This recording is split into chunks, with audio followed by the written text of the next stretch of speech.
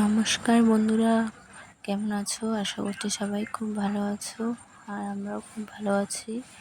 তো আজকে আর blog video নিয়ে আসিনি, আজকে একটা খাওয়ার রেসিপি নিয়ে চলে এসেছি।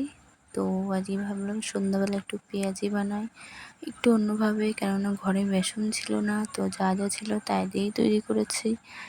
তো বৃষ্টির দিনে একটু এসব খেতে ভালোই লাগে, যদি সন্ধ্যাবেলা তৈরি করে। আমি নিজেই করেছি, কেউ তার করে খাওয়াবে না। তো দেখো, পুরোপুরি রেখে রেডি করে অন্তত 10-15 থেকে 20 মিনিট ঢেকে রেখে দেবে। তাহলে ডিম ময়দা আমি দিয়ে করেছি, আমি বেসন দিয়ে করিনি।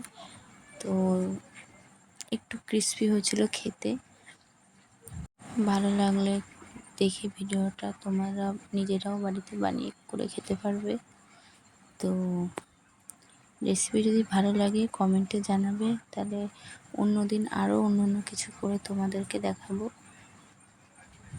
কেন কি তোমাদের যেটা ভালো লাগবে সেটাই আমার দেখানো উচিত। Thank you.